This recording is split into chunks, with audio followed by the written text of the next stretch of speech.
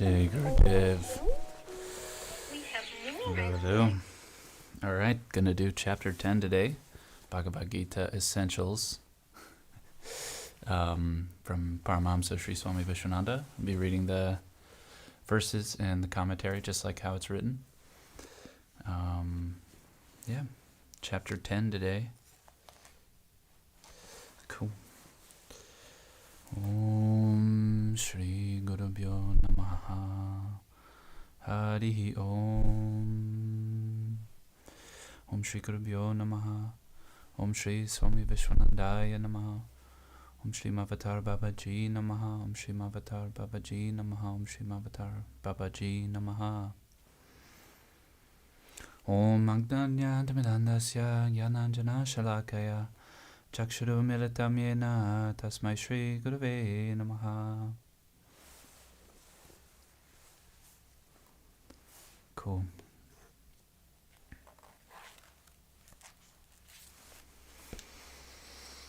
Chapter 10, Vibhuti Yoga, the glories of Krishna. In this chapter, Krishna continues to reveal to Arjuna his endless glories. You know what? I'm going to record this. Yes. Cool. Chapter 10, Vibhuti Yoga, the glories of Krishna. In this chapter, Krishna continues to reveal to Arjuna his endless glories. As the Lord, he is the origin of creation. The rishis, the gods, and all qualities come from him. Knowing this truth, the pure devotees worship him with love. They rejoice in talking and glorifying him. To such people, Krishna himself gives the knowledge by which they can come to him. From within their hearts, he destroys the darkness of ignorance and raises the light of realization. Thrilled by these statements, Arjuna finally accepts Krishna as the Supreme Lord. Eager to taste more of his glory, Arjuna urges him to describe exactly how his presence can be known in this world. Krishna replies that there is no end to his attributes, but in order to appease Arjuna, the most prominent will be described. What follows is a series of poetic descriptions where Krishna identifies with various deities, beings, principles, and values. The overriding message is that whatever we can perceive with beauty and wonder in this world is simply a manifestation of the Lord's divinity. At the same time, Krishna stresses that what has been described is only a small part of his nature. With just a fraction of his being, he sustains all that is. Verses 1 through 7. Krishna is the origin of all.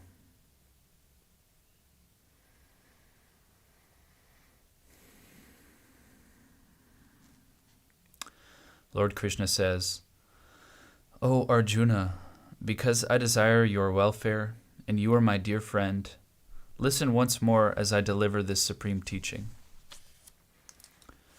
Neither the hosts of demigods nor the great seers know my glory. Indeed, it is me who is the sole source of the demigods and the great seers. One who knows me as unborn and without a beginning, the great Lord of the worlds, is undiluted among mortals and is liberated from all negative acts. Intelligence, knowledge, non-delusion, forbearance, truth, restraint, self-control, pleasure and pain, exaltation and depression, fear and fearlessness, non-violence, equanimity, cheerfulness, austerity, beneficence, fame and infamy, these different qualities arise from me alone. The 7 great seers, the 4 sages before them, and the Manus, are all my mental expansions empowered by me. All the creatures of the world are descended from them. He who knows the truth of my glory and power becomes undoubtedly fixed in the unshakable yoga of bhakti.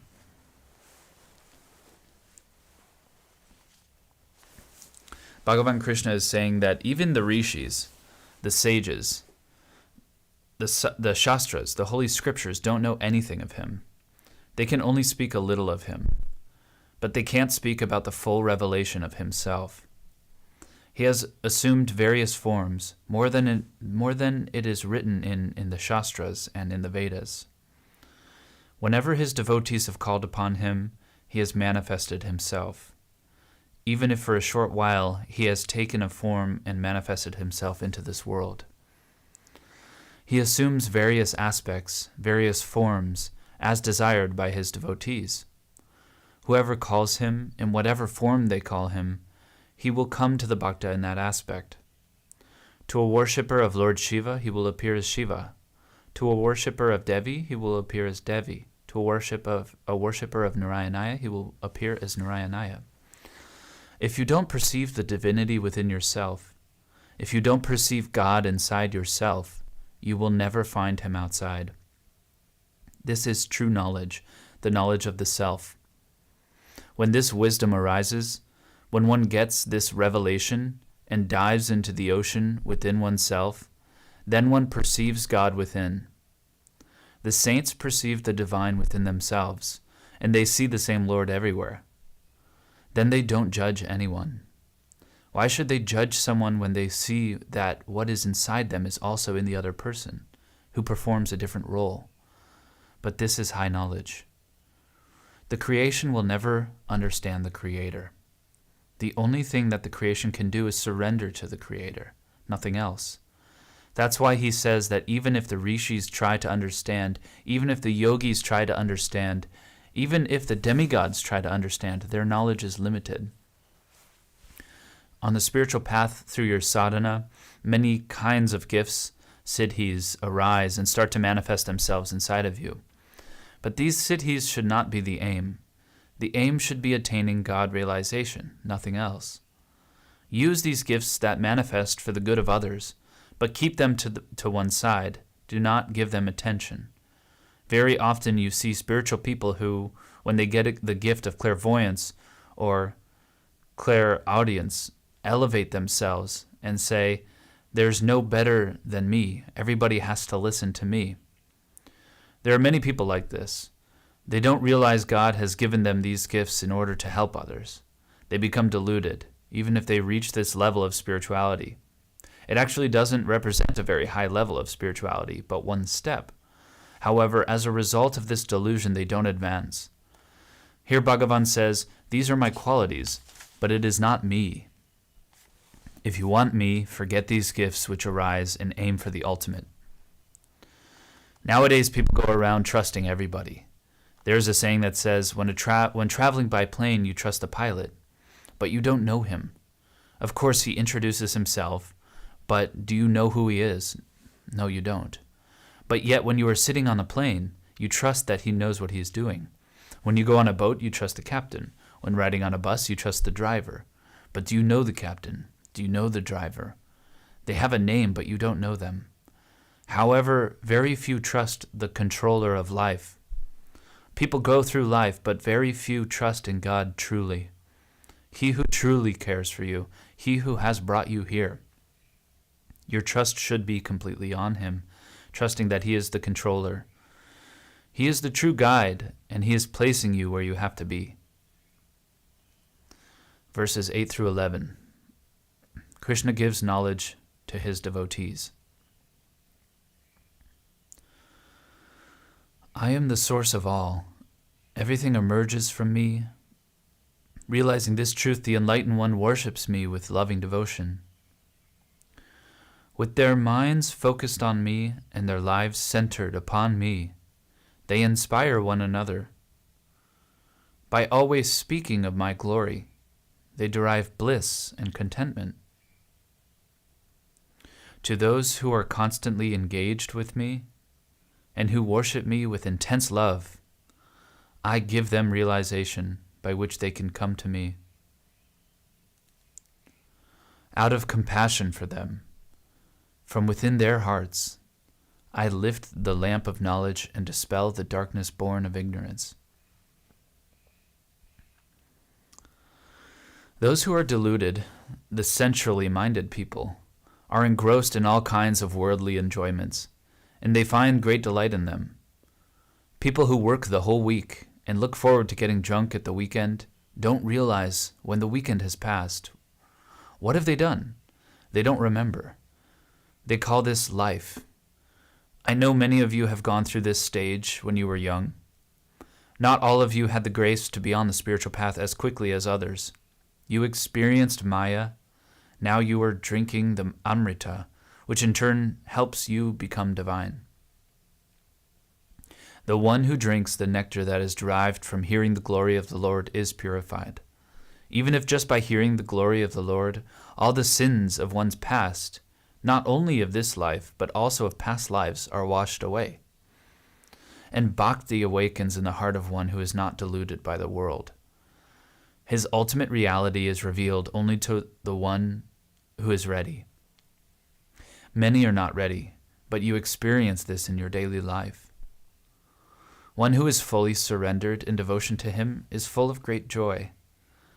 Through this surrender and this love, one becomes like a lantern and starts to shine the light for others in the darkness. One becomes a beam of light, a supporter. The Lord says that a bhakta is one who helps others to come on the way, to find the divine, to become spiritual. A bhakta is not egotistic. You don't keep what you get for yourself. You share it. You spread it. These are the saints. There are saints who don't speak one word. There are saints who don't speak one word. But the bhaktas find great delight in everything else in silence, just by being around the saints. Mahavatar Babaji doesn't speak as I'm speaking right now. Everything is given in silence, and a bhakta finds great delight in him. Verses 12 through 18. Arjuna accepts Krishna's divinity. Arjuna says, "You are the supreme Brahman, the supreme abode, and the supreme purifier. You are the eternal divine person, the original Lord, unborn and all-pervading. All the divine sages, Narada, Ashita, Devala, Yasa, and now you yourself declare this to be the truth. O Krishna, I'm convinced of all that you have said to me. Truly, O Lord, neither the demigods nor the asuras know your identity. O Supreme Being, O Creator of beings, O Lord of beings, O God of gods, O Ruler of the universe, only you yourself know yourself by your own potency. Now kindly tell me in detail your divine glories. Describe the various qualities by which you pervade this world and reside within it. O Almighty Lord and Yogi, tell me how I can know you and fix my mind upon you. What are the forms of existence that can be contemplated on by me? Tell me again in detail, O Krishna, about your attributes and glories, for I am never fully satisfied when hearing your nectar-like words." Arjuna is fully absorbed in the love of Krishna. His mind is also fully absorbed, so Krishna is fully convinced about everything that Krishna is saying. He realizes the supremacy of the Lord and praises the Lord and bows to him, saying, "You are the one that all rishis and the devas have praised. And here you, the Lord, who all have praised, stands in front of me." Krishna has given Arjuna 1 drop of Amrita. And once one has 1 drop of Amrita, one wants more. The love that is awakening in Arjuna's heart, the longing, is the Amrita which will lead him to immortality, from ignorance of the self to realization of the self. Arjuna says, "I am not satisfied with what I've heard. It is not enough. I want more. This feeling is not from greed.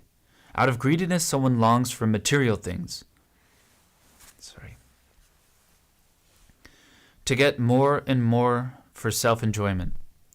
To satisfy the senses with objects of the senses. All just to be pleased on the outside. But here it's bhakti itself. It's the awakening of devotion." Now, Arjuna is not thinking of war. He's not thinking of anything. In the first chapter, his mind is completely destroyed. He doesn't want to fight. He's fully absorbed in a state of delusion, and he is deluding himself completely, even thinking about what will happen to his ancestors later on when they die. When Krishna tells him to fight, he finds hundreds of excuses not to fight. But here he finds hundreds of excuses to listen to the glories of the Lord. He doesn't want him to stop talking. When Krishna stops talking, he says, please. He's finding excuses to ask Krishna to reveal more and more of himself. Verses 19 through 42, Krishna describes his glories.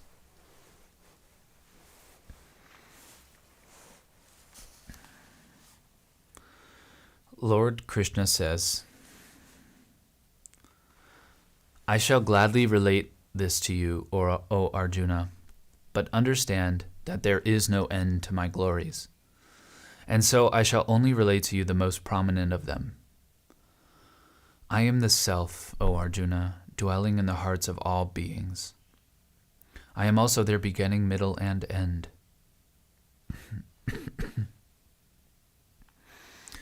Among the Adityas, I am Vishnu. Of luminous objects, I am the radiant sun. Of Maruts, I am Marishi, and among the stars, I am the moon. Of the Vedas, I am the Samaveda. I am Indra among the gods. Among the senses, I am the mind, and among living beings, I am consciousness. Of Rudras, I am Sankara. Among the Yakshas and Rakshasas, I am Kubera. Of the Vasus, I am Agni. Of the peaked mountains, I am Meru. Among the priests, O Arjuna, know me to be the chief, Brahaspati. Among army generals, I am Sankada. Among reservoirs of water, I am the ocean. Among the great sages, I am Brigu. Among words, I am the single syllable Om. Among sacrifices, I am the sacrifice of Japa. Among immovable things, I am the Himalayas. Of trees, I am the Asvata. Among celestial seers, I am Narada. Of the Gandharvas, I am Chirata. Among the perfected beings, I am Kapila. Of horses, know me to be Ucha Starvas, born from the churning of the ocean of milk. Among the lords of elephants, I am Airavata, and among humankind I am the ruler. Among weapons I am the Vajra. Among cows I am Kamadhenu. Of the causes of procreation I am Kandarpa. Among serpents I am Vasuki. Among the Nagas I am Ananta. Of those who live in the water, I am Varuna. Of the ancestors, I am Aryama. And among those who enforce the law, I am Yama. Among Deities, I am Prahlada. And among that of which controls, I am Time. Of beasts, I am the lion. And of birds, I am Garuda. Of moving things, I am the wind. Among warriors, I am Rama. Among fishes, I am the shark. And among rivers, I am the Ganga. O Arjuna, in relation to beings, I am the beginning and the end, and also the middle. Amongst knowledge, I am the knowledge of the self.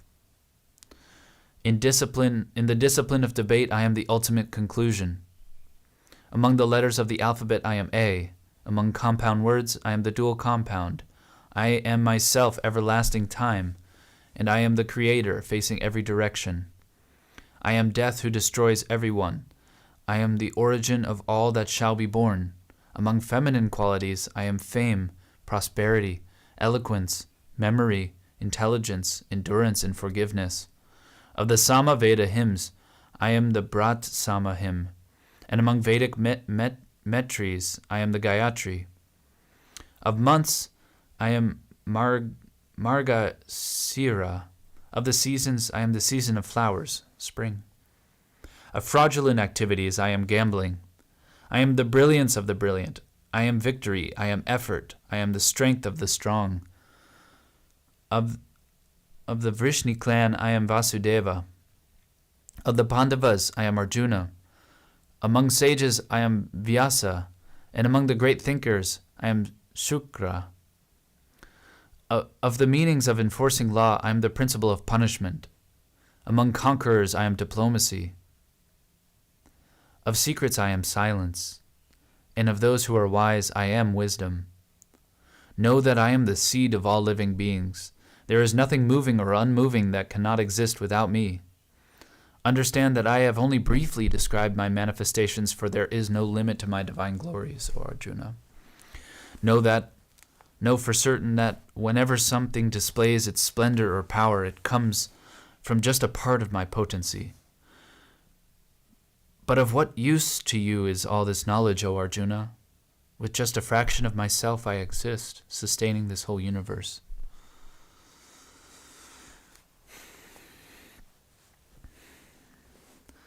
The Lord is not just a normal, ordinary person, even if he appears very human. By being among the people on the battlefield in the Kurukshetra, everybody could see Krishna as normal, but in reality, he was God himself. It is through him that creation happens. It is through him that creation is perceived. And it is through him that dissolution happens. It is through him that creation is preserved, and it is through him that dissolution happens. He is revealing to Arjuna his omnipresence and his identity with all. All creatures which have been created, whatever we see around us, the moving or unmoving, the animate or inanimate, are all pervaded by him alone. So nothing is devoid of the presence of God. The one who looks for him in their own consciousness will find him. The one who looks for him in the stone will find him. The one who looks for him in the tree will find him. But the true knowledge of this is to long for God only, not to long for the tree or the creatures of the trees. It is to go beyond this. And then with true knowledge, one realizes the presence of the Lord, and that everything is pervaded only by him. All existence is only him. So when one has this true knowledge, this true wisdom, one should think only of God in whatever one is doing. Wherever the mind runs, let it come back and be focused on the Lord himself. Here Bhagavan says that the glories are endless and countless. They are so numerous that what he can say about the glories is just a summary.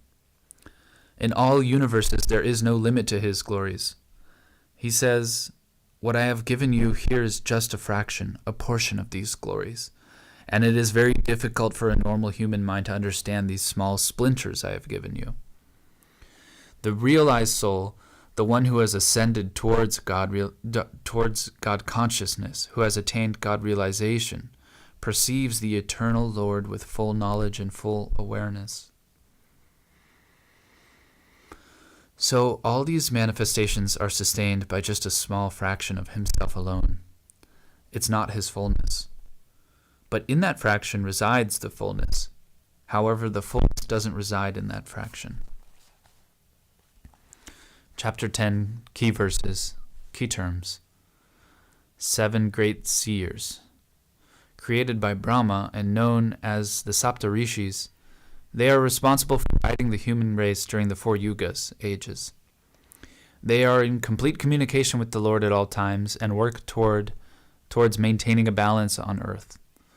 Before them, and also born from Brahma, were the 4 Kumaras, Sankhya, Sanatana, Sanadana, Santa Kumara. Sanat Kumara.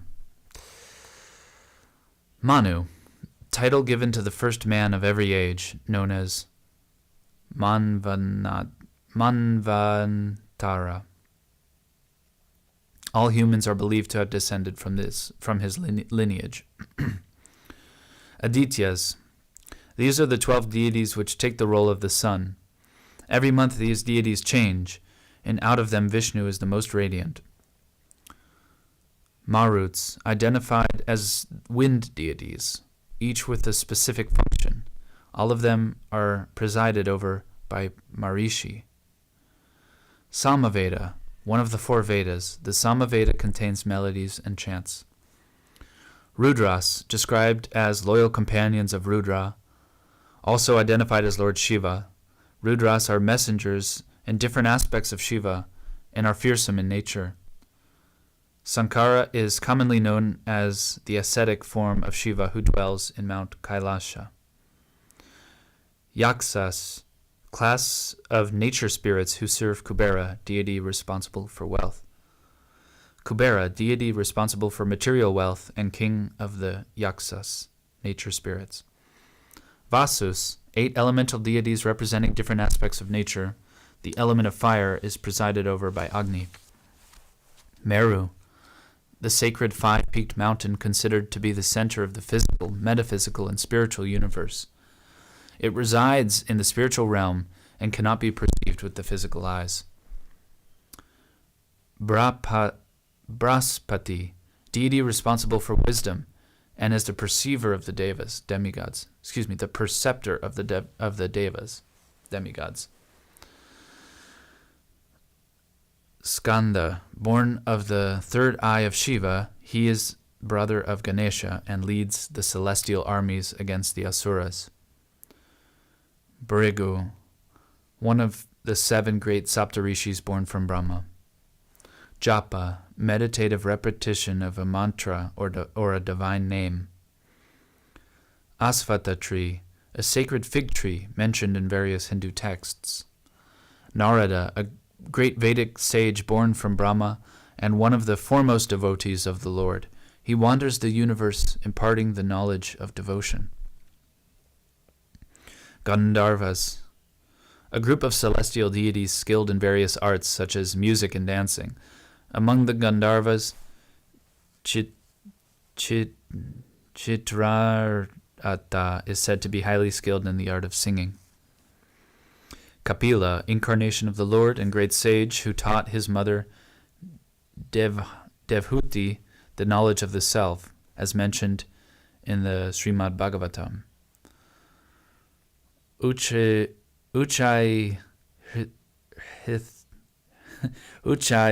Hirstavas, beautiful white horse produced from the ocean of milk and claimed by Bali, the leader of the Asuras.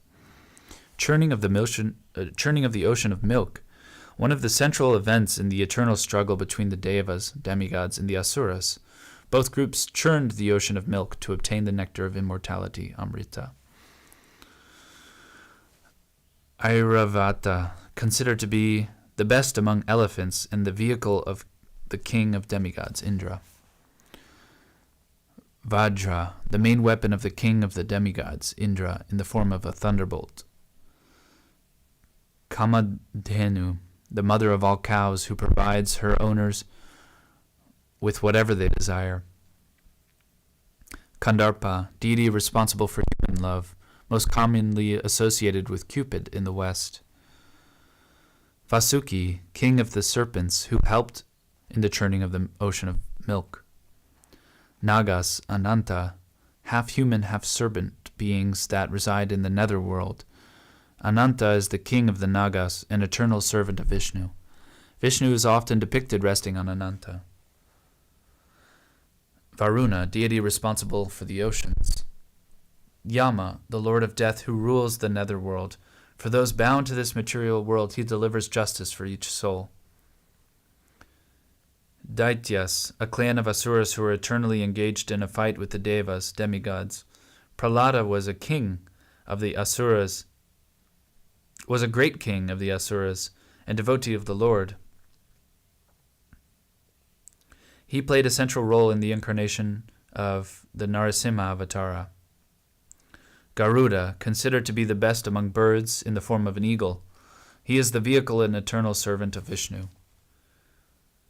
Brat Sama, a hymn which praises the Lord. The Brat Sama is chanted at the conclusion of auspicious Vedic ceremonies. Gayatri Mantra, highly revered mantra from the Rig Veda, dedicated to the sun deity and is chanted widely by Hindus. Margashirsa, the 9th form in the Hindu lunar calendar when grains from agricultural fields are collected by farmers to earn money and make their livings in India. Vrishni clan, ancient Vedic Indian clan which Krishna was born into. Vasudeva, who belonged to the Vrishni clan, was the father of Krishna.